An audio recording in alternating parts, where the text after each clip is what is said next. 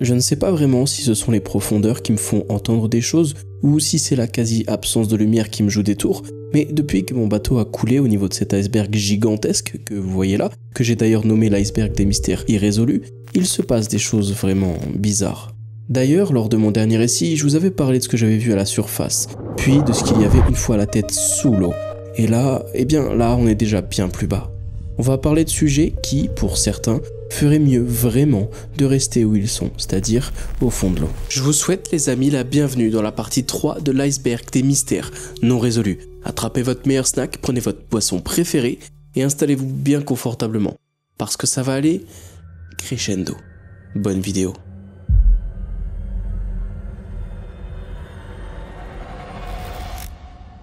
Liu Huijin. Le 20 janvier 2008, à Taïwan, une femme de 37 ans, nommée Liu, et sa fille de 4 ans, entrent toutes deux dans l'ascenseur du bâtiment financier de Yuan Lin, à Zhonghua. La caméra de l'ascenseur va les filmer, et on va voir Liu enlever sa veste rouge, la déposer au sol, laisser ses chaussures sur place, et disparaître. Mais revenons un peu plus tôt pour essayer de comprendre ce qu'il s'est passé. Selon le témoignage du gardien, il était tard quand Madame Liu et lui-même ont échangé quelques mots. Mais ça a suffi pour qu'il puisse dire qu'elle était confuse, agitée, bizarre. Elle et sa fille portaient des vestes rouges. Ça a, pour une raison qu'on ne connaît pas encore, mis le garde suspicieux. Et du coup, il a hésité à les laisser rentrer dans le bâtiment au début, mais vu que la femme prétendait chercher un ami, il l'a laissé entrer. Elle s'est alors précipitée dans l'ascenseur et le gardien en question ne verra jamais Madame Liu ni sa fille ressortir. Pas le jour même, pas le lendemain, jamais. Je vous ai dit qu'il avait eu la puce à l'oreille pour on ne sait quelle raison avec les vêtements rouges et inquiet aussi du comportement de Madame Liu, il s'est mis à consulter les caméras de surveillance, évidemment. Et les images sont troublantes. Madame Liu paraît effrayée et nerveuse. Une fois les portes de l'ascenseur fermées, elle et sa fille vont donc retirer leurs vestes rouges, leurs chaussures, et puis elles vont s'élancer hors de l'ascenseur à toute vitesse, disparaissant hors du champ de la caméra. La première chose qui est venue en tête du gardien, c'était un suicide. Évidemment, il a rapidement appelé la police, et des dizaines d'agents sont arrivés et sont mis à fouiller le bâtiment. Le toit, les escaliers, les réservoirs d'eau en mémoire du cas d'Elisa Lam. Mais rien, aucune trace, ni personne. Et d'ailleurs, aucun témoin ne les a vus sortir non plus. Et l'enquête, l'enquête piétine, elle n'avance pas. Quelques jours plus tard, il y a un appel un petit peu étrange qui va arriver. C'est le mari de Madame Liu qui contacte la police. Il dit qu'il est séparé d'elle depuis 1 an, il révèle qu'elle élevait seule leurs 4 enfants et pas une seule, et qu'avant de partir, elle avait dit à sa fille aînée qu'elle emmenait la plus jeune chez un parent, pour quelques jours seulement, camouflant du coup, et on l'aura compris, ses réelles intentions à tout le monde. Malheureusement, l'affaire est close après 10 ans de fouilles et de recherches. Mais en 2020, la fille aînée témoigne une fois de plus, cette fois plus âgée. Elle dit que sa mère était extrêmement religieuse et avance une piste encore non développée, celle justement de la religion. Il y a alors un détail qui va intriguer la police taïwanaise en revisionnant les vidéos encore une fois. La couleur rouge, dans leur culture j'imagine, attire les esprits. Et du coup, est-ce qu'il ne s'agirait pas là d'un rituel ou peut-être d'une disparition surnaturelle? Rien n'est sûr, mais en tout cas depuis ce moment-là, le bâtiment est entouré de rumeurs, de malédictions, et aucun commerce n'arrive à y prospérer depuis. Mais une question demeure. Où sont passées Madame Liu et sa fille? Il y a évidemment des théories folles, la plus plausible est celle d'un suicide. Il faisait vraiment froid, c'était un jour de décembre, il se pourrait qu'elles aient sauté d'une fenêtre, tout simplement, et atterri quelque part inaccessible, peut-être sur un autre toit, peut-être dans un endroit un petit peu isolé, peut-être quelque part vraiment difficile d'accès, et donc ça pourrait expliquer pourquoi elles n'auraient pas été retrouvées. Il y a une autre piste que je trouve assez intéressante qui parle d'un amant. Éventuellement, la mère aurait rejoint quelqu'un dans une des chambres ou dans un des bureaux de l'endroit, dans un angle mort de la caméra du coup, et elle serait sortie plus tard, peut-être un jour, peut-être 2, 3 jours, et elle serait restée en vérité cachée, ici, dans les locaux jusqu'à ce que tout se calme. Dans tous les cas, ça reste une disparition étrange, triste, et j'espère qu'un jour on en aura le fin mot. Chip Campbell. Chip Campbell, 36 ans, vivait à Milton, une petite ville tranquille de Floride aux États-Unis. C'était un homme discret, apprécié de son entourage et n'ayant jamais fait de vagues, jusque-là. Pourtant, en mars 2016, il va disparaître sans laisser la moindre trace, et son histoire va devenir l'un des mystères les plus troublants de ces dernières années. Il faut savoir qu'avant sa disparition, Chip traversait déjà une période un peu compliquée. Il souffrait de problèmes de santé mentaux et il luttait contre une dépendance aux substances, notamment voilà. Le 8 mars 2016, il va être aperçu pour la dernière fois sur des caméras de surveillance d'une station-service, la station Cycle Quay. Sur les images, il semble amaigri, il a les traits tirés, il a l'air fatigué et il est, dit-on, un peu méconnaissable. Il porte 2 sacs à dos, et 2 sacs à dos, c'est pas rien. Pourtant, détail étrange, il va quitter la station sans ses sacs à dos, aucun des deux. Et depuis, c'est la dernière fois qu'on l'aura vu. Lorsqu'on va découvrir sa maison après sa disparition, la scène est vraiment bizarre. Son chien, qui ne le laisse jamais seul, est à l'extérieur, tout seul. À l'intérieur, c'est le bordel, ses affaires personnelles sont éparpillées un peu partout et rien n'indique clairement ce qui a pu lui arriver. Mais ce n'est pas une simple absence, ça c'est sûr, il s'est volatilisé. Évidemment, il y a eu plusieurs théories qui ont été avancées et la plus probante parle de, il serait simplement parti pour éviter ces problèmes. Et ces problèmes, ils pourraient venir de son colocataire, parce que certains avançaient la piste que son colocataire, justement, avait un passé criminel et qu'il aurait pu être impliqué dans toute l'histoire. Et enfin, une autre piste, il y a celle de la possibilité d'un accident ou qu'il ait été victime d'un acte criminel lié justement à ses fréquentations. Ça vient un petit peu se mixer avec la deuxième théorie. À ce jour, la disparition de Chip Campbell reste un mystère total. On ne sait rien de ce qui a pu bien se passer ce jour-là. Et malgré toutes les recherches, aucune piste n'a vraiment abouti. Christopher Morris. Christopher Aaron Morris était un garçon de 11 ans qui vivait sur une base aérienne, celle de Sheppard au Texas. Le 25 septembre 2000, son père rentre chez lui et va faire une découverte macabre. Le corps nu et meurtri de son fils va être à l'intérieur du lave-vaisselle familial. Mais je vais vous expliquer comment on en est arrivé là. Du coup, le jour du drame, Christopher, le petit, était tout seul chez lui à la maison, pendant que sa famille vaquait à ses occupations. Son père était au travail et quand il est rentré pour déjeuner, le temps de midi, il n'a rien remarqué. Cependant, quand il est revenu l'après-midi, après avoir fini son travail, encore une fois, il a constaté l'absence de son fils. Mais la première fois le midi, ok, pourquoi pas. Là, par contre, c'était bizarre. Du coup, il a fouillé la maison et il a découvert un truc un petit peu étonnant, qui en tout cas n'était pas à sa place. Les paniers du lave-vaisselle avaient été déplacés dans la chambre de Christopher. Poussé par l'inquiétude, évidemment, il va aller vers le lave-vaisselle, il va ouvrir le lave-vaisselle et il va y trouver le corps, évidemment, tristement sans vie de son fils. Les circonstances de cette mort sont vraiment tragiques. Et le problème, entre guillemets, c'est que le lave-vaisselle avait terminé son cycle. Et avec lui, il avait emporté toute potentielle trace médico-légale, ou en tout cas toute trace possible d'utilisation d'ADN, ce genre de truc. Tout avait été effacé par le lave-vaisselle. De plus, les vêtements que portait Christopher ce jour-là n'ont jamais été retrouvés, tout comme ses draps de lit d'ailleurs, les deux avaient disparu. L'autopsie qui a été retardée est plutôt sujette à des incohérences, c'est bizarre. Il n'y a pas du coup de cause qui est émise avec certitude et le père n'est pas satisfait. L'autopsie se contente d'attribuer les blessures aux effets du lave-vaisselle en fonctionnement, ce qui est, excusez-moi, mais plutôt débile parce qu'il y avait d'autres choses à côté. Malgré la nature choquante de l'affaire, franchement, la couverture médiatique a été étonnamment limitée. Les rares infos que j'ai pu trouver provenaient principalement de forums en ligne, de blogs personnels ou d'autres sites internet un peu obscurs. Certains avancent le fait que l'incident se soit produit sur une base militaire, et ça peut faire sens, et du coup ça aurait conduit à une certaine opacité autour de l'enquête. Pourquoi pas ? Et aujourd'hui, plus de 2 décennies après les faits, le décès de Christopher Morris demeure malheureusement un mystère non résolu. Toutes les zones d'ombre entourant ce mystère continuent quand même d'alimenter la curiosité et l'envie des gens de résoudre cette affaire. Colleen Wood et John Paul. En avril 98, Colleen Wood, c'est elle, est une jeune femme dynamique de 51 ans, qui en plus est mère de 2 enfants adultes. Et Colleen, elle va décider de réaliser son rêve de gosse, un rêve de longue date. Elle veut quitter Dayton, sa ville natale, dans l'Ohio, pour s'installer sous le beau soleil de la Floride. Elle va le faire et elle va rapidement trouver un boulot comme gestionnaire de bureau à la marina de Lighthouse Point. Pour elle, c'était une nouvelle vie qui commençait, une vie de liberté, une vie d'opportunité, et Colleen était ravie. Mais évidemment, sinon elle ne serait pas dans l'iceberg, en novembre 1999, tout va basculer.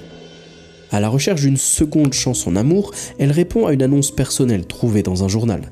L'homme qui lui répond est tout simplement fascinant. John Paul, un ancien pilote de course très connu, prétendu expert en finance de Wall Street, et en plus de ça, il est propriétaire d'un luxueux voilier baptisé Island Girl. Ils vont se rencontrer et très vite leur relation va devenir un tourbillon passionnel. Fleurs, bijoux, voyages, évidemment John a l'air de savoir comment s'y prendre et il arrive à la séduire plutôt facilement. Mais ça, c'était que le début. Il va lui faire une proposition encore plus enivrante. Pourquoi ne pas partir ensemble pour un tour du monde en voilier? Un tour du monde. Évidemment, Colleen, avec sa soif d'aventure qu'on lui connaissait, eh bien, elle n'a pas hésité longtemps. Elle a vendu son appartement, elle a vendu sa voiture, elle a quitté son travail, elle lui a confié toutes ses économies, presque 50 000 $, pour lui demander d'investir parce que, rappelez-vous, il disait être très très fort en bourse et travailler à Wall Street. Et du coup, eh bien, son entourage va s'inquiéter, et c'est normal. La propriétaire de la marina où elle bossait, Maureen Canada, va tenter de la raisonner. Tout plaqué pour un homme rencontré un an plus tôt, à peine, est-ce que ça serait pas un petit peu risqué? Mais Colleen est convaincue d'avoir enfin trouvé l'aventure dont elle avait toujours rêvé, elle ne veut rien entendre, et c'est parti. Début décembre 2000, elle appelle son fils, Michael, pour lui dire qu'elle est sur le départ et que ça va bientôt se faire. Quelques jours plus tard, elle a un autre coup de téléphone de son fils, qui cette fois lui dit de venir à la fête de Noël qu'il organise très bientôt. Ça sera le 19 décembre de la même année, c'est dans quelques jours, et elle dit qu'elle ira. Le truc, c'est que, eh bien, les jours passent, le 19 décembre arrive, et Colleen ne s'y présentera pas. Puis, plus rien. Silence radio. Pas d'appel, pas de nouvelles, pas de messages, et son fils, en investiguant un petit peu tout ça, va même découvrir que son téléphone a été déconnecté au mois de décembre, a été coupé pour cause de non-paiement de la carte SIM. Alarmé, et c'est normal, il va contacter la police tout de suite. Pourtant, il n'y a aucune trace d'elle, aucun signe d'un crime non plus, juste une absence inexpliquée et inexplicable pour le moment. Inquiet, Michael va fouiller internet à la recherche d'infos sur John Paul, c'est la meilleure chose à faire, et ils auraient dû peut-être faire ça un petit peu plus tôt, lui et sa famille, parce que ce qu'ils vont trouver va leur glacer le sang.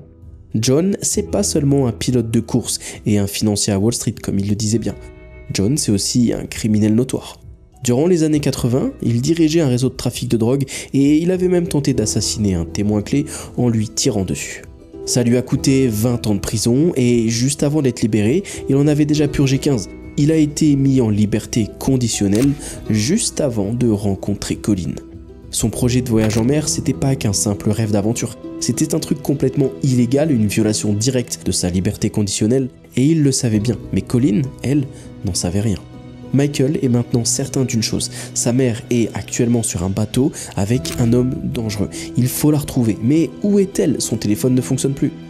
Avec l'aide de la police, ils vont vraiment enquêter sur tout ça et ils vont alors faire une découverte qui est plutôt étonnante et même troublante si je puis dire. Il va y avoir une série d'anomalies, par exemple entre décembre et février, plus de 40 000 $ vont être retirés avec la carte de crédit de Colleen, mais dans des distributeurs automatiques à des endroits complètement différents, des sommes en petites coupures, des sommes en grosses coupures, et ensuite il va y avoir un deuxième événement. Alors qu'il regardait les journaux locaux, il va y avoir comme des petites annonces étranges qui vont apparaître ci et là, notamment deux. La première, de Colleen en personne, dit qu'elle recherche un équipier pour un bateau. L'autre, encore de Colleen, dit qu'elle cherche une compagne pour un homme. Ouais, ça fait pas beaucoup de sens, mais voilà. Lorsque la police va enfin retrouver John, en mai 2001, un peu plus tard, il va leur donner 3 versions différentes de sa séparation avec Colleen. Version numéro 1, il dit qu'elle est partie furieuse après une dispute et ne l'a jamais recontactée. Version numéro 2, il dit qu'elle est venue en vérité avec un petit ami, un footballeur, pour récupérer ses affaires, et puis ils sont partis tous les deux. Et version numéro 3, il affirme qu'elle lui devait de l'argent et qu'après une énième dispute, elle aurait disparu. Les 3 versions partent vraiment dans des sens différents, mais voilà, c'est confus et on voit bien qu'il y a quelque chose d'un petit peu bizarre qui se passe avec John. Mais il y a pire que ça. Le problème, c'est que alors que l'enquête progresse, John Paul va disparaître à son tour soudainement. Son bateau va être repéré en Jamaïque parce qu'il était quand même traqué, puis aux Fidji et enfin en Thaïlande. En 2004, justement en Thaïlande, les caméras de sécurité vont capturer une femme qui va monter à bord de son bateau. Et cette femme va trouver qu'il avait un comportement suspect, elle va vouloir partir et en partant, elle va voler un ordinateur portable. Elle va l'amener à la police et bingo, cet ordinateur appartient à Colleen Wood. Et donc, en 2004, soit presque 4 ans après, alors qu'il y a 3 ans en arrière, il a dit à tout le monde qu'il ne se parlait plus, ça ne fait aucun sens. Aujourd'hui, plus de 20 ans après les faits, Colleen Wood n'a toujours pas été retrouvée, elle ne le sera probablement jamais, et John continue d'échapper aux autorités. Il vogue de port en port avec son bateau, c'est ce qu'on pense en tout cas, et on ne saura jamais le fin mot de cette histoire. Est-ce qu'il est responsable de sa disparition? La vérité va rester enfouie en mer, je pense, encore des années. Don Decker. En février 1983, à Stroudsburg, en Pennsylvanie, Don Decker, alors âgé de 21 ans, vivait une période plutôt difficile. Incarcéré pour recel de biens volés, il va avoir une permission de sortir pour assister aux funérailles de son grand-père. Et quand il va assister à ces funérailles, ça va raviver en lui des souvenirs douloureux. Et juste après, en tout cas quelques jours plus tard, il va affirmer avoir été victime de sévices de la part de son grand-père pendant toute son enfance. Après les funérailles, Don va aller chez quelques amis de la famille, Bob et Ginny Kiefer. Et chez eux, soudain, des événements inexplicables vont commencer à se produire. En fait, plus qu'inexplicable, de l'eau va se mettre à couler des murs et du plafond sans aucune raison. Les Kiefer vont être un petit peu, et ça se comprend, déconcertés. Ils vont prendre leur téléphone, ils vont appeler le propriétaire, un certain Ron Van Wyck, qui va arriver rapidement et va regarder sur toutes les plomberies, parce qu'évidemment, personne ne veut que son intérieur soit inondé. Le truc, c'est que ce certain Ron Van Wyck va regarder toutes les plomberies et ne va rien trouver. Tout est en bon état, et il n'y a pas de fuite, il n'y a rien qui n'explique cette pluie à l'intérieur.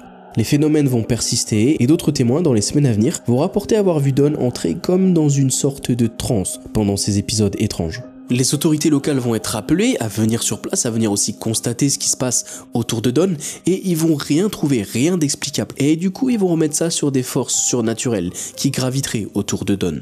Après son retour en détention, des incidents similaires se sont produits, mais dans la prison cette fois. Et du coup, évidemment, ça a augmenté les spéculations autour de son cas. Ok, quelque chose en extérieur, on peut faire semblant. Maintenant, faire la même chose en prison, ouais, c'est un petit peu plus bizarre. Des années plus tard, en octobre 2012, Don Decker fit de nouveau parler de lui en se rendant aux autorités, de lui-même, après avoir été accusé d'avoir mis le feu à un restaurant, le Dana's à Tobiana en Pennsylvanie. D'après les enquêteurs, ça serait une histoire bizarre, c'est le propriétaire qui l'aurait engagé pour mettre le feu, bref, il a été libéré sous caution en attendant son procès. Mais ce qu'on peut dire jusque-là, c'est que le cas de Don Decker a suscité l'intérêt de nombreux chercheurs, de passionnés aussi en phénomènes paranormaux, et personne n'a rien trouvé. À ce jour, aucune explication scientifique n'a pu être apportée pour expliquer ce qui se passe autour de Don. Quelles sont ces manifestations étranges, entre guillemets, qu'il arrive à faire. Eileen Moore. En décembre 1900, l'île isolée d'Eileen Moore, située dans les Hébrides extérieures en Écosse, va être le théâtre d'une énigme qui demeure irrésolue encore aujourd'hui. 3 gardiens de phare expérimentés, des pros, James Ducat, Thomas Marshall et Donald MacArthur, vont se volatiliser sans laisser de traces. Et du coup, évidemment, spéculations et légendes vont en découler. Pour le contexte, le phare d'Eileen Moore va être mis en service le 7 décembre 1899. Soit juste un an avant les événements. Et la mission principale, c'était de sécuriser la navigation dans cette région qui est plutôt périlleuse. Le 26 décembre 1900, le navire de ravitaillement, Hesperus, qui devait venir leur apporter la nourriture, l'eau, la boisson comme à son habitude, va arriver. Il va accoster et déjà là, une première chose étrange va être constatée par l'équipage, l'absence inhabituelle des gardiens qui d'habitude viennent toujours les accueillir. Malgré des coups de sifflet, des fusées éclairantes, aucun signe de vie va se manifester. Joseph Moore, le gardien de remplacement, qui ce jour-là est arrivé sur l'île pour venir donner un coup de main à ses collègues et aussi venir voir ce qui se passait, a trouvé une scène vraiment bizarre en arrivant à l'intérieur. Il y avait un repas de servi, il y avait des chaises sur le côté tombées, et plus bizarre, il manquait 2 cirés. Donc il y avait 3 personnes, 3 cirés, un était encore là, 2 n'étaient plus là. Ce qui laisse donc penser que 2 personnes au moins étaient parties, et que 1 était toujours dans les lieux. Sauf que, ils ne vont jamais trouver personne. Une enquête ultérieure va révéler que les registres du phare mentionnaient des tempêtes violentes le 12, 13 et 14 décembre. Et après ces déclarations, ce qu'ils ont fait les autorités, c'est qu'ils ont comparé ces rapports avec les rapports des navires qui avaient circulé autour de l'île, à peu près dans la même période, le 12, 13 et 14. Et bien, chose bizarre, aucun navire n'avait signalé de telles conditions à ces mêmes dates. La dernière inscription, datée du 15 décembre, indiquait simplement « Tempête terminée, mer calme, Dieu est au-dessus de tout ». Et ok, admettons, 2 d'entre eux pourraient avoir été emportés par une vague géante, admettons, ok. Mais qu'en est-il du 3e, celui qui est censé être encore à l'intérieur? Où est-il? Les théories concernant leur disparition, évidemment, elles vont abonder. L'explication officielle voudrait que les gardiens auraient été emportés par une vague géante alors qu'ils sécurisaient les équipements extérieurs, mais vous vous en doutez, ça ne satisfait pas tout le monde.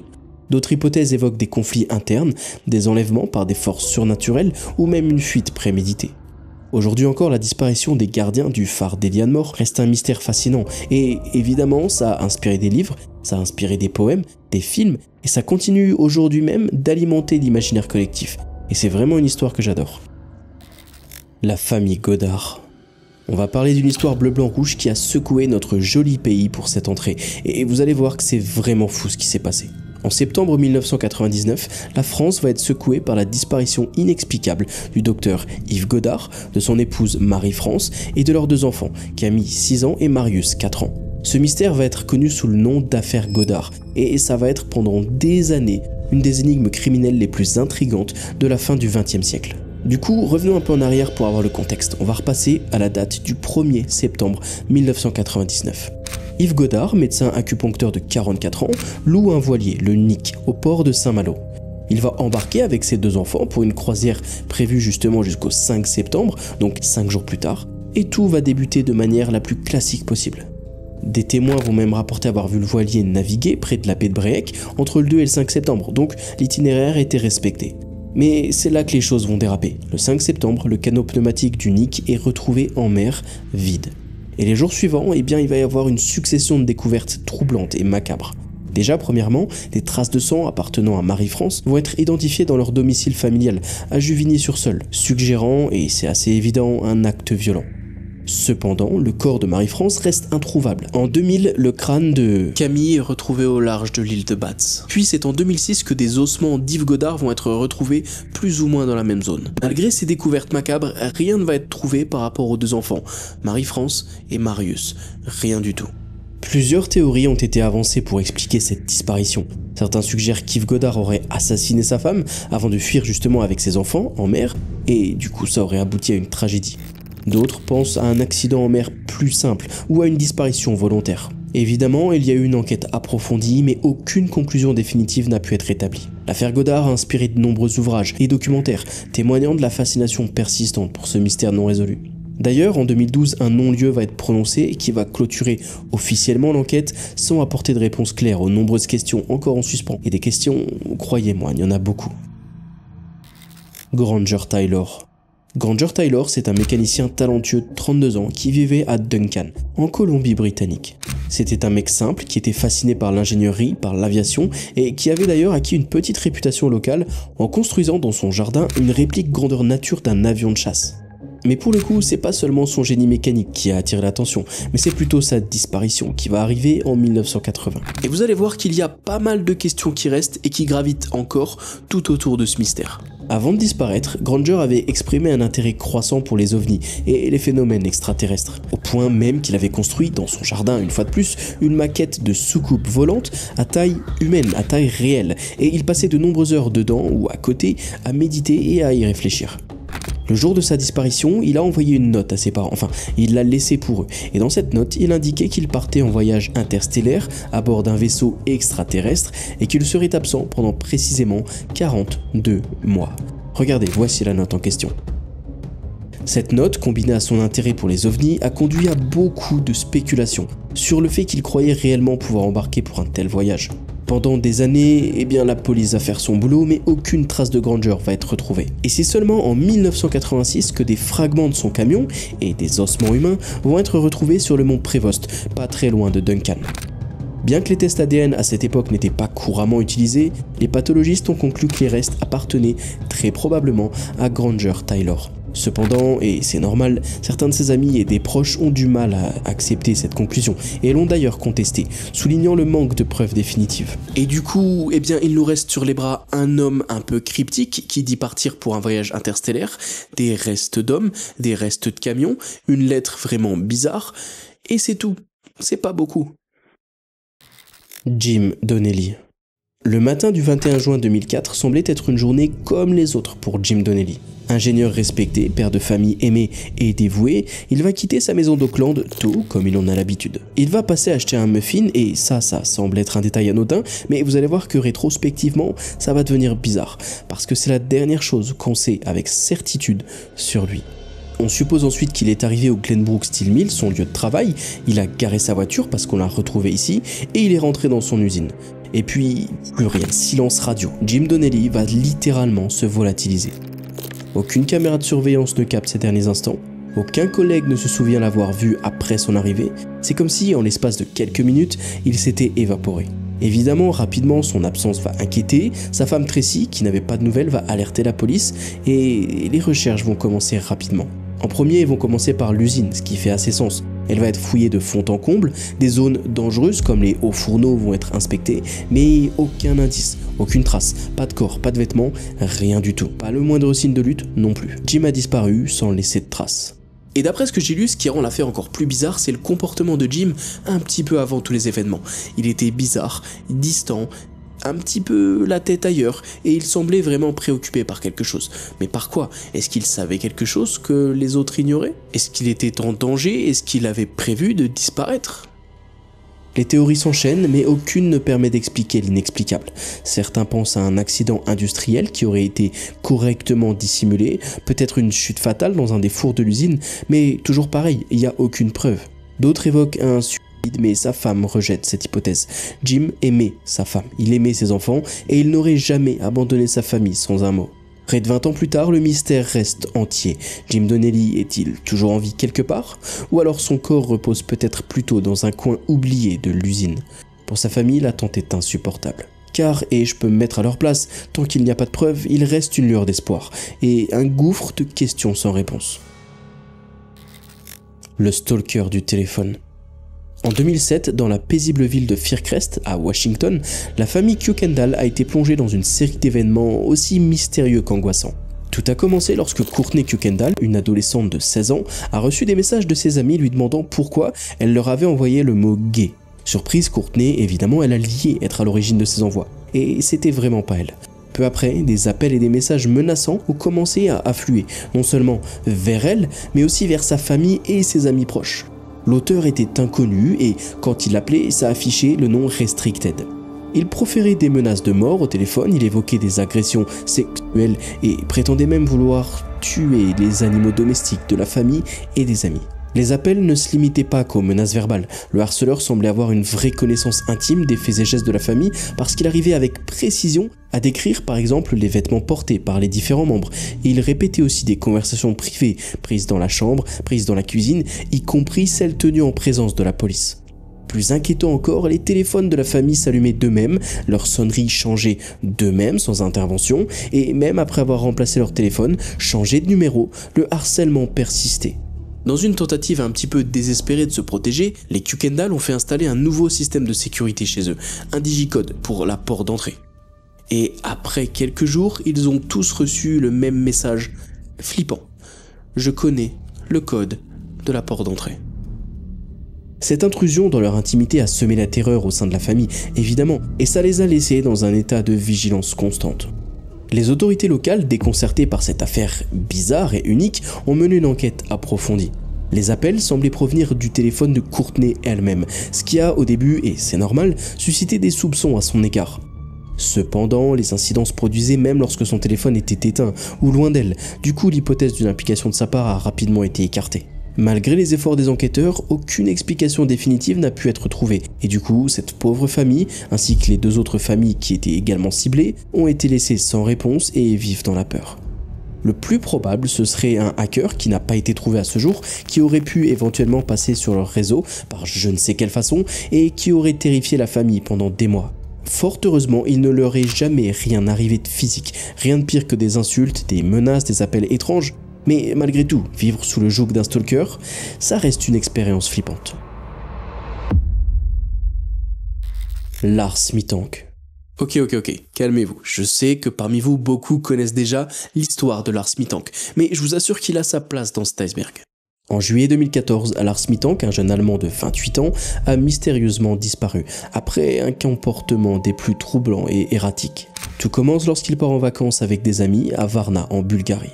Lars et ses amis vont se disputer avec un groupe de supporters de football du clan rival entre guillemets et malheureusement, pas de bol, Lars va recevoir un coup de poing qui va lui causer une blessure à l'oreille.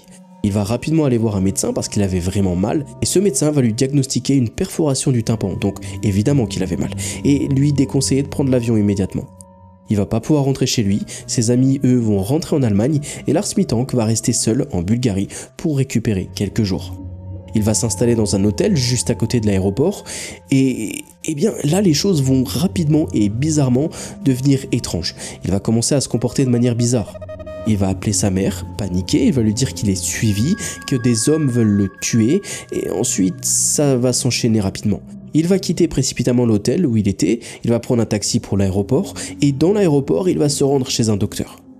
Lors de sa consultation, il était nerveux et il va quitter le cabinet en plein milieu de la consultation.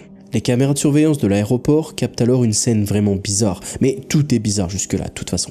Lars Mittank sort du terminal par précipitation. Il va escalader une clôture, il va s'enfuir, il va courir vers une forêt voisine, et depuis ce jour, Lars Mittank n'a jamais été revu.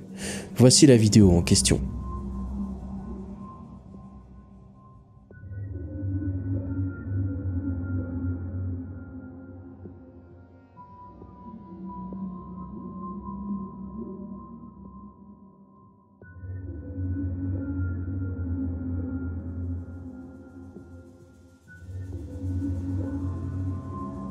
Son étrange disparition a suscité de nombreuses théories, évidemment, allant d'un épisode psychotique à une implication criminelle.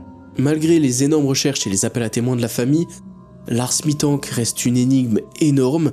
Il n'aura jamais été retrouvé, il n'aura jamais donné de nouvelles et personne ne sait ce qui lui est arrivé. MH370. Le 8 mars 2014, le vol Malaysia Airlines 370, le MH370, va décoller de Kuala Lumpur à destination de Pékin, avec à son bord 239 personnes. Moins d'une heure après son départ, l'avion va complètement disparaître des radars. Les dernières communications entre l'avion et le contrôleur aérien sont complètement classiques, normales, mais peu après, il va cesser d'émettre et va dévier tout doucement de son itinéraire prévu. Le radar militaire malaisien le plus proche va le suivre encore pendant 1 heure et il va voir qu'il va traverser la péninsule Malaisie, l'Andaman, avant de disparaître à 370 km au nord-ouest de l'île de Penang. Et ce qui arrive après, c'était déjà bizarre jusque-là, mais ce qui arrive après, c'est un mystère absolu.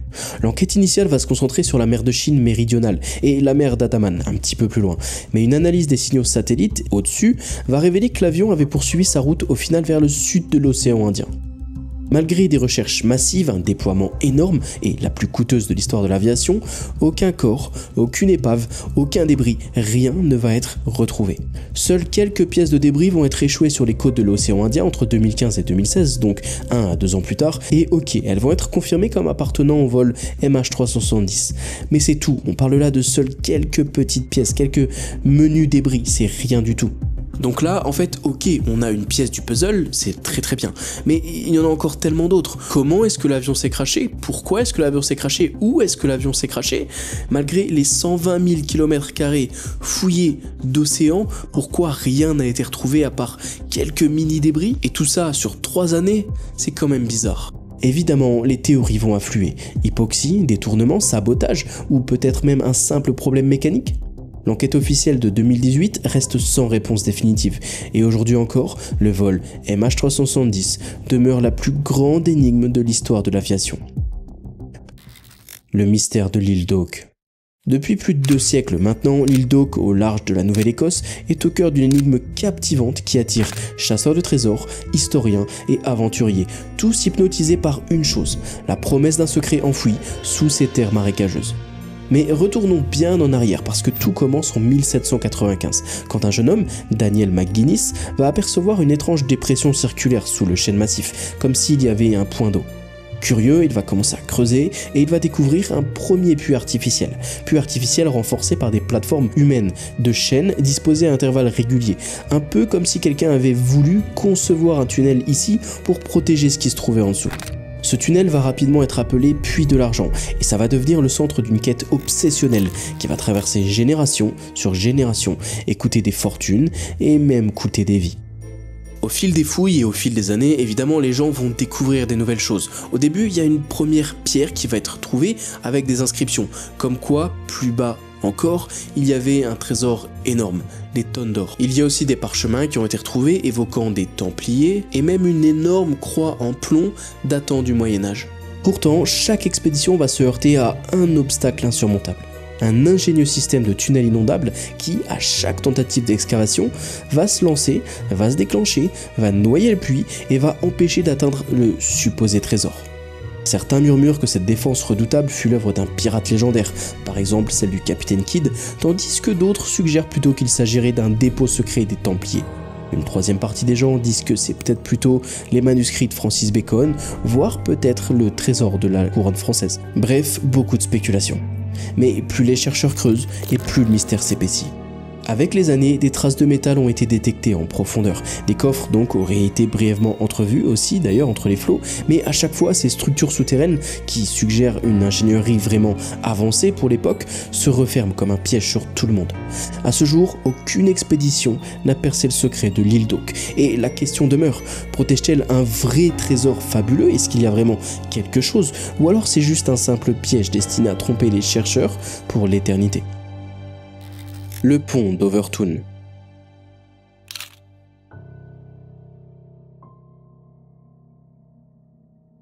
Perché au-dessus d'un ravin brumeux près du manoir d'Overtoun en Écosse, un pont de pierre datant du 19e siècle est devenu le théâtre d'un phénomène aussi tragique qu'inexpliqué.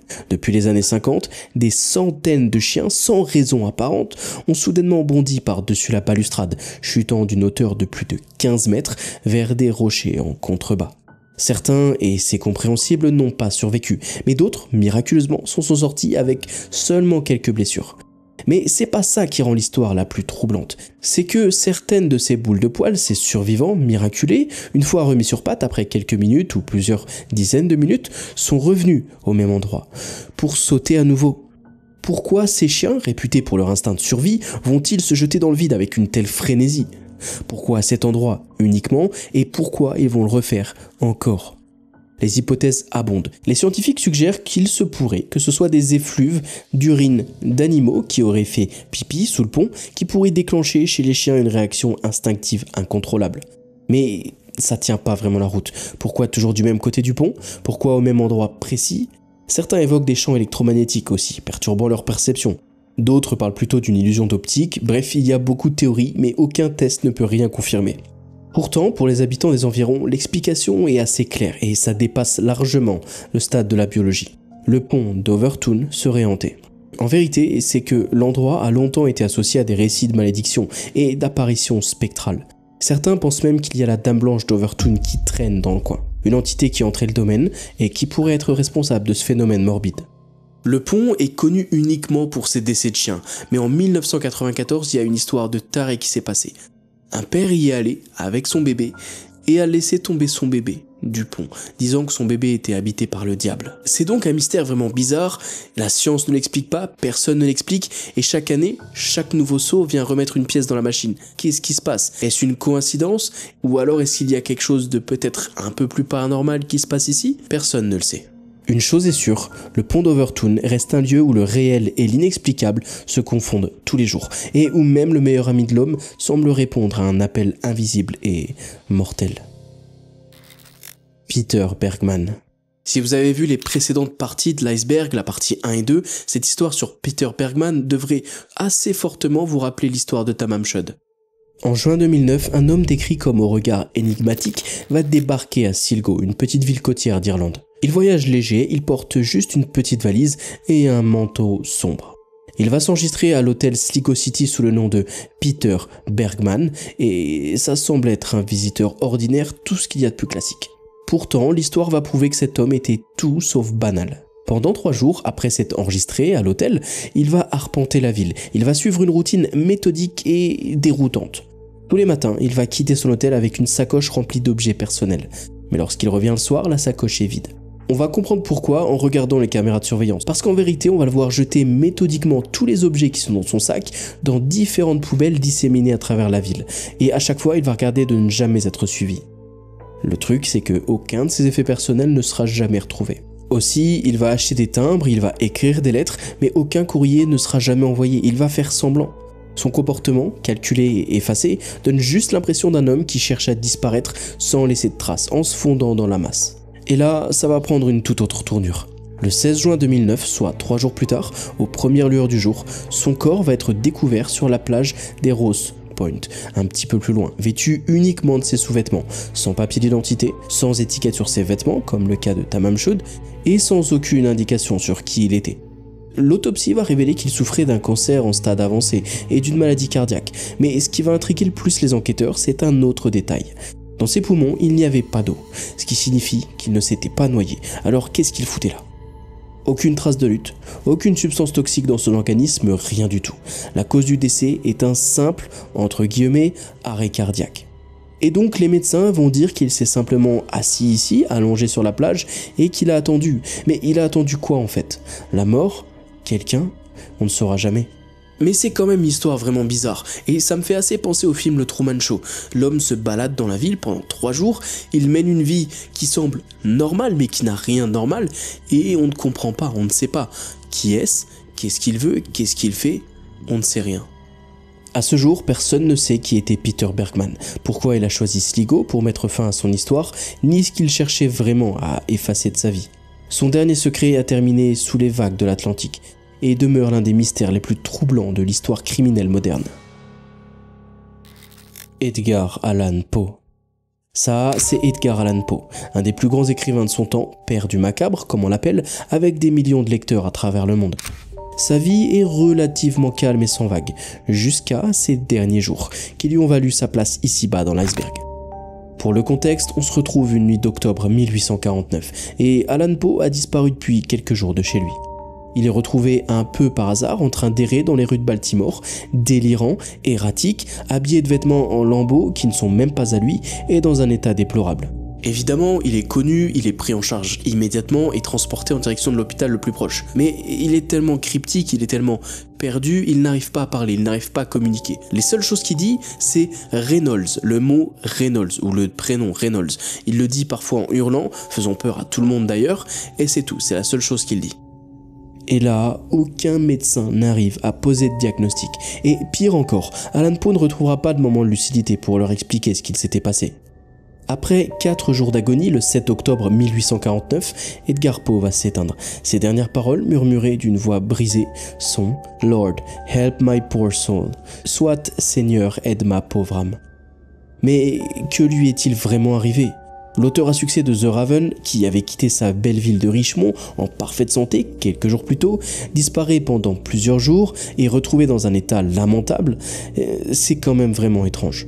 Est-ce qu'il a été victime d'un coup monté politique, peut-être forcé à boire de l'alcool, ou alors est-ce qu'il a justement succombé à un empoisonnement à l'alcool, lui qui était connu pour avoir une forte intolérance à l'éthanol? Ou est-ce plutôt une sorte de vengeance ou de règlement de compte? Les théories s'accumulent, maladie, assassinat, accident, mais rien. Mais le pire, c'est que le certificat de décès ne va pas préciser sa mort. Et son dossier médical est devenu un lost media qui a mystérieusement disparu. À ce jour, le mystère de la mort d'Edgar Allan Poe demeure aussi insondable que les récits ténébreux qu'il écrivait. Mais ce qui est plus bizarre encore, c'est The Poe Toaster. À la suite du décès du grand Edgar Allan Poe dans la ville de Baltimore, où il va d'ailleurs être enterré, quelque chose de vraiment étrange va s'y dérouler. Pendant plus de 75 ans, une silhouette énigmatique va hanter les ruelles sombres de Baltimore, à peu près toujours à la même date, l'aube, le matin ou la nuit du 19 janvier, date d'anniversaire de la naissance d'Edgar Allan Poe. Cet homme sera toujours habillé pareil, une longue cape noire, un chapeau haute forme vissé sur le crâne, et de manière plutôt furtive, il avancera toujours vers la tombe du maître du macabre. Il va se diriger vers sa tombe, et là, dans le silence glacial du cimetière de Westminster, il va porter un toast au défunt écrivain. Il va se servir un verre de cognac, il va déposer toujours 3 roses rouges sur la pierre tombale, et il va disparaître, la nuit, sans laisser la moindre trace. Mais du coup, qui est cet homme? C'est ça le mystère. Est-ce que c'est un descendant de Poe? Est-ce que c'est un admirateur? Est-ce que c'est quelqu'un d'autre? On ne saura pas. Ce rituel funèbre, maintenu depuis au moins 1949, va susciter beaucoup de fascination et de questions aussi. Plusieurs témoins ont tenté de percer l'identité de cet homme, évidemment, mais rien ni personne n'a jamais pu l'arrêter. À chaque fois, il venait à des heures différentes, il était inattendu, il ne restait jamais longtemps, et bien souvent quand il y allait, il n'y avait personne autour de lui, ou en tout cas, pas assez de monde. En 1999, un message cryptique va être laissé sur la tombe, qui disait que le mystérieux visiteur était décédé, lui aussi, et que la tradition serait poursuivie par un successeur. Pourtant, malheureusement, il n'y a jamais eu de successeur. Le rituel va donc prendre fin de manière aussi mystérieuse qu'il avait commencé, laissant Baltimore et le monde littéraire tout entier orphelins d'un secret qui semblait être directement sorti d'un conte d'Edgar Allan Poe en personne. Et toc, et même si cette histoire ne fait pas particulièrement flipper, je trouve qu'elle a bien sa place quand même dans cet iceberg, surtout après l'entrée d'Edgar Poe. Elle est quand même assez étonnante, il y a un mystère qui tourne tout autour, il y a une aura, on ne sait pas vraiment qui est cet homme pendant 75 ans, qui est venu, qui a déposé des choses, des roses, des messages, et j'aime beaucoup l'histoire autour en fait. Sabrina Eisenberg. Je dois vous prévenir, cette entrée est l'une des plus sombres de l'iceberg, et elle montre bien la décadence vers laquelle on se dirige en descendant tout au fond de l'océan. Par une nuit paisible de novembre 1997, dans une belle banlieue tranquille de Valrico, en Floride, la famille Eisenberg va sombrer dans le sommeil classique, loin de se douter de ce qui allait se passer, et que leur vie allait basculer dans l'un des plus grands mystères non résolus des États-Unis.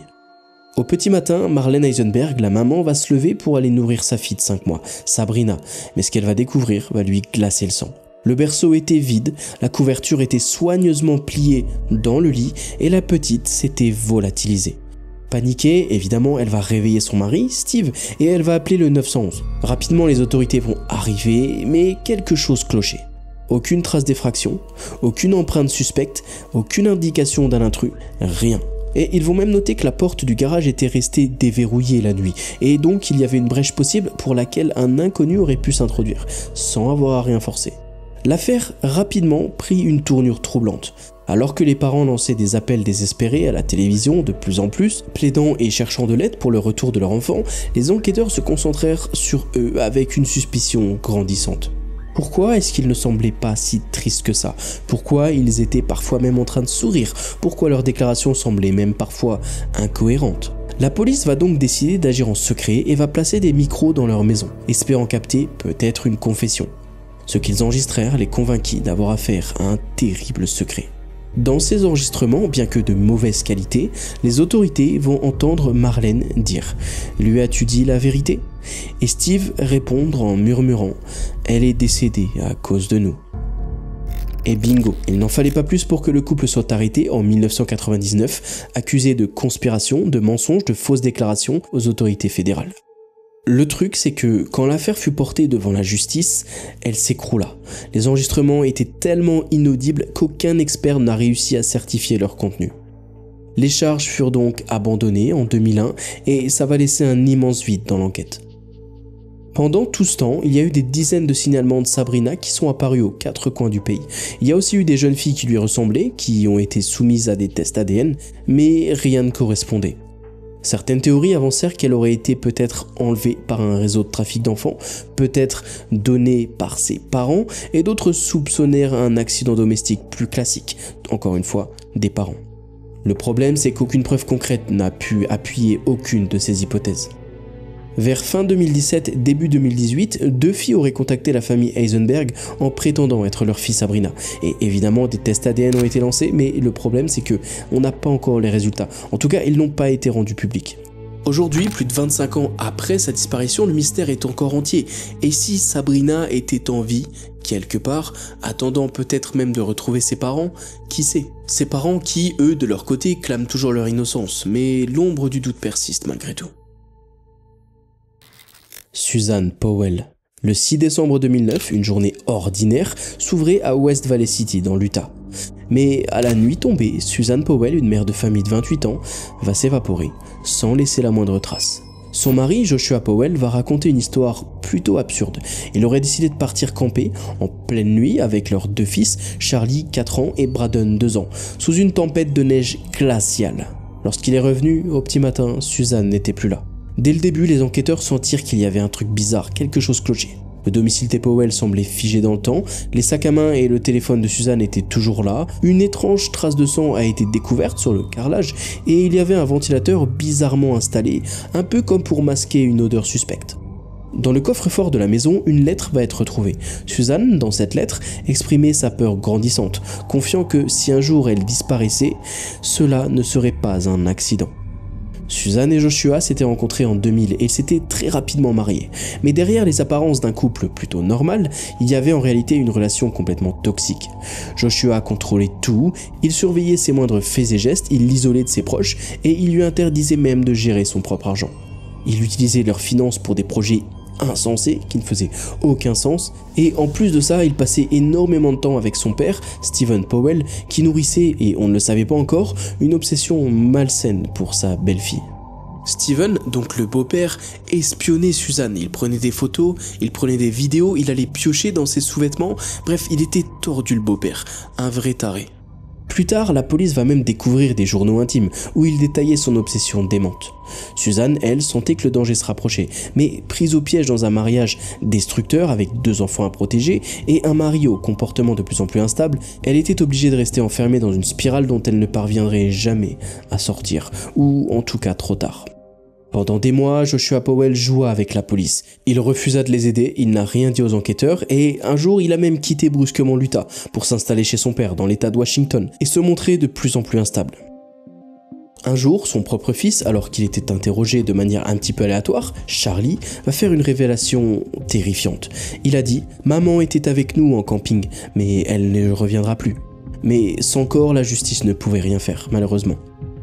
Puis un nouveau tournant survint en 2011. Stephen Powell, le grand-père, fut arrêté pour possession d'images pédographiques et voyeurisme. Les services sociaux en ont profité et décidèrent de retirer la garde des enfants à Joshua. Mais ce dernier n'avait malheureusement pas dit son dernier mot.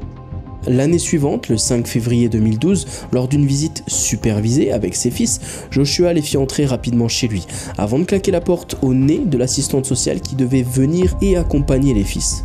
En claquant la porte, l'assistante sociale elle a senti une odeur de gaz. Elle a appelé les secours immédiatement, mais il était trop tard. Quelques minutes plus tard, une énorme explosion va ravager la maison familiale. À l'intérieur, il y avait Joshua et ses 2 enfants qui sont tous les 3 décédés.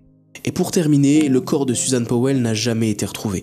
Il y a eu plein de théories. Il aurait été brûlé par son mari, il aurait été enterré, il aurait été dissous.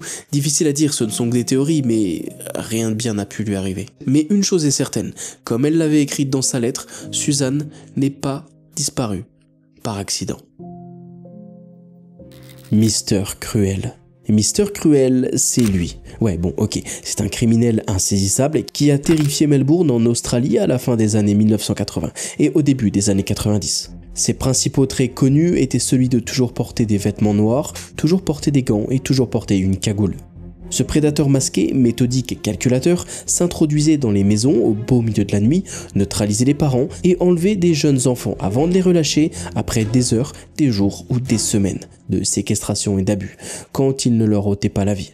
Ce qui rend Monsieur Cruel si flippant aux yeux des autorités et des gens aux alentours, c'est son intelligence diabolique. Il portait toujours des gants, il était très méthodique et il allait jusqu'à forcer ses victimes à se doucher, à prendre des bains, pour qu'il n'y ait aucune trace d'ADN sur elles quand elles rentraient ou quand elles étaient relâchées. Et malgré l'une des plus grandes enquêtes policières d'Australie, l'opération Spectrum, et plus de 27 000 suspects interrogés et 30 000 maisons fouillées, et il n'a jamais été identifié.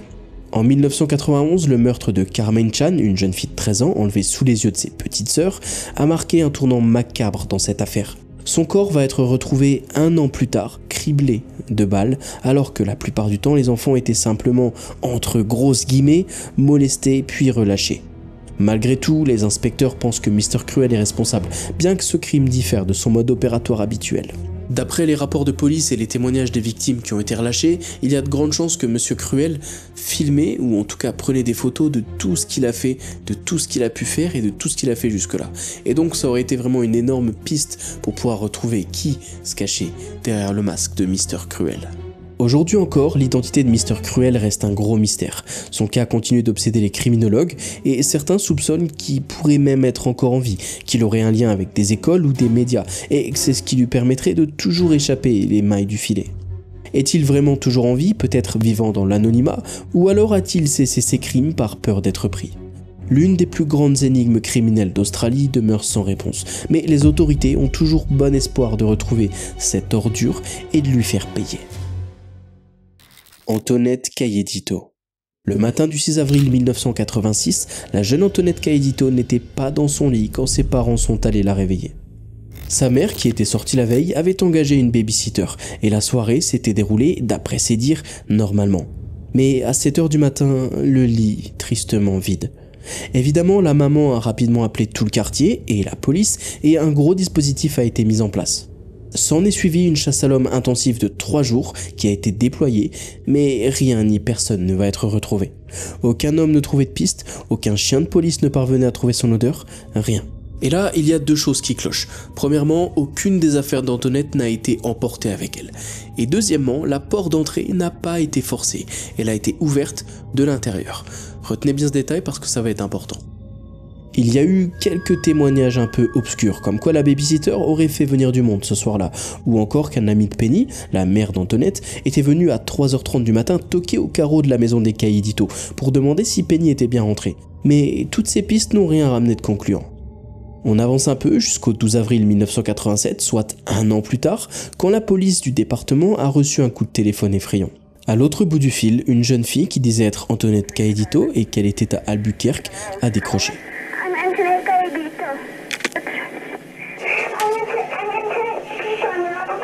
Okay, whereabouts in Albuquerque? You said you could use a phone. Hello? Antoinette, where are you? Antoinette? Penny, la maman, a évidemment entendu cet enregistrement et elle était unanime, c'était sa petite fille. Mais la voix de l'homme n'a jamais été reconnue pour qui que ce soit. 5 ans plus tard, il y a un autre témoignage de Wendy, une des sœurs d'Antoinette, qui a précisé que la nuit du crime, une personne était venue toquer à la porte se présentant comme Oncle Joe. Elle dit qu'Antoinette aurait ouvert la porte et que l'oncle Joe n'était pas l'oncle Joe, qu'il était accompagné d'une autre personne et qu'ils auraient alors tous les deux kidnappé la jeune fille ce soir-là. L'horaire corrobore, mais personne n'arrive à mettre un nom sur ce fameux oncle Joe. Évidemment, aujourd'hui, en 2025, les chances qu'Antoinette Caïdito soit encore en vie sont très minces, bien qu'avec les années, la police reçoit de nombreux coups de téléphone de témoignages de personnes disant l'avoir vue ou aperçue quelque part. Mais comme depuis des années, malheureusement, tous ces indices ne mènent nulle part. Le témoignage que je trouve le plus glaçant, c'est celui d'une serveuse à Carson City, dans le Nevada. Alors qu'elle servait une famille composée d'un couple et d'une petite fille, la petite fille en question semblait très nerveuse. Elle faisait tomber ses couverts et on dirait presque qu'elle essayait d'attirer l'attention de la serveuse. 1 heure plus tard, après qu'ils aient quitté le restaurant, cette même serveuse a débarrassé la table et elle a trouvé sous l'assiette de la petite fille 2 messages gribouillés. Le premier qui disait « Aidez-moi » et le deuxième qui disait « Appelez la police ». Et tout porte à croire que cette petite fille était Antoinette Caïdito. Les amis, j'espère que cette partie 3 vous aura fait kiffer. Moi, j'ai adoré la faire. Il y a vraiment des entrées qui commencent à devenir un peu lourde, entre guillemets. Je pensais avoir terminé avec cette partie ou la prochaine, mais je me rends compte que je peux encore en faire 2. Mais j'aimerais votre avis. Est-ce que j'en fais encore 2? Est-ce que ça vous plaît toujours autant? Dites-le moi en commentaire. En tout cas, moi je vous remercie. C'était Théo. Abonnez-vous, likez, commentez, faites ce que vous voulez. Merci pour les 50 000 abonnés, c'est un truc de fou. Je voulais vous remercier à part, mais du coup j'en profite sur cette vidéo. Merci beaucoup. Merci 50 000 fois. C'était Théo et à la prochaine.